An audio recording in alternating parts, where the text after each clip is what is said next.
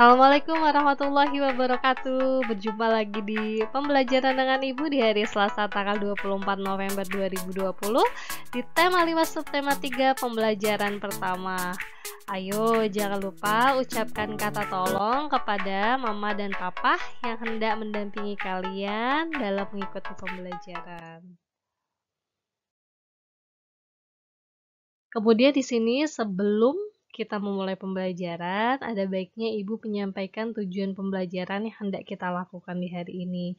Nanti setelah menyimak tayangan video atau penjelasan-penjelasan yang akan Ibu berikan kepada anak hebat Ibu, anak-anak hebat Ibu atau peserta didik dapat menjelaskan makna nilai-nilai sila Pancasila dalam kehidupan sehari-hari. Kemudian nanti anak-anak hebat Ibu dapat menyampaikan pengetahuan baru dari teks non-fiksi ke dalam tulisan dengan bahasa sendiri. Jangan lupa bahasanya yang santun dan bertanggung jawab.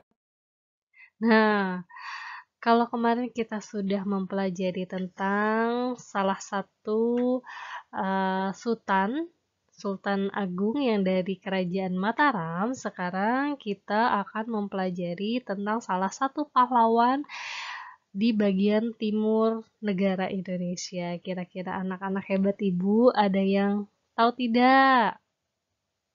Ini ada di salah satu pecahan mata uang. Mata uang rupiah di pecahan? Iya, Rp1.000. Yaitu adalah Kapiten Patimura. Kapiten Patimura adalah pahlawan dari Maluku. Beliau lahir pada tanggal 8 Juni 1783 dan meninggal pada tanggal 16 Desember 1817.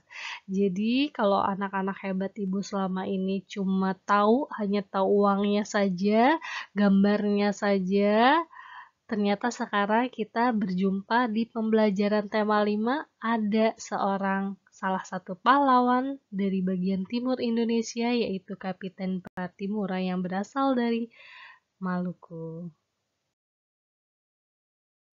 Patimura bangkit memimpin rakyat Maluku melawan kekejaman Belanda. Pihak Belanda menguasai perdagangan rempah-rempah di seluruh kepulauan Maluku. Rakyat diharuskan menjual hasil pertaniannya dengan sangat murah dan bahkan harus menyerahkan beberapa bahan pangan kepada Belanda. Wah, jahat sekali ya, kejam sekali rakyat atau penjajah Belanda memperlakukan rakyat-rakyat di Maluku. Kemudian pada tahun 1817, perlawanan rakyat Maluku yang dipimpin oleh Patimura berhasil merebut benteng Dorstad di Saparua.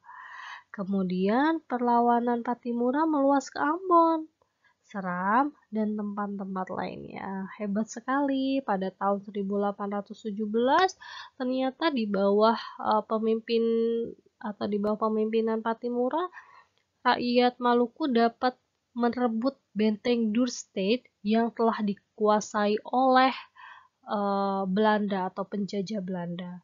Setelah berulang kali melawan pasukan Patimura, Belanda akhirnya meminta bantuan pasukan dari Jakarta.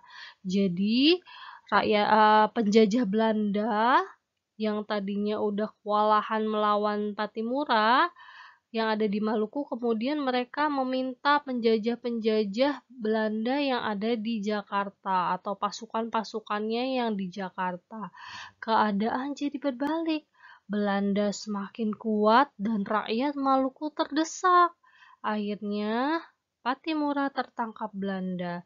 Pada tanggal 16 Desember 1817, Patimura menjalani hukuman mati di tiang gantungan. Sedih ya bacanya, kenapa? Karena sekuat kemudian seberani itu Kapiten Patimura memperjuangkan tanah Maluku dari penjajahan Belanda, bahkan hingga merelakan nyawanya sendiri. Demi apa? Menghadapi penjajah Belanda. Nanti tugasnya kira-kira hal positif apa yang bisa kamu contoh dari Pattimura? Kemudian bagaimana perjuangan yang dilakukan oleh Pattimura? Apa dampak dari perjuangan yang dilakukan Pattimura? Kemudian apa sih alasan dari perjuangan Pattimura? Kalau yang menyimak tadi bacaan yang Ibu bacakan pasti anak-anak hebat Ibu tahu. Jawaban-jawaban ini langsung bisa ditebak sama anak-anak hebat Ibu. Nah, untuk berikutnya materi PPKN langsung saja ya. Di sini ada 5 pertanyaan. Menurut anak-anak hebat Ibu, yang pertama, apakah sikap Kapiten Pattimura mencerminkan kerja keras? Jelaskan jawabanmu. Kedua, apakah sikap Kapiten Pattimura menginginkan keadilan?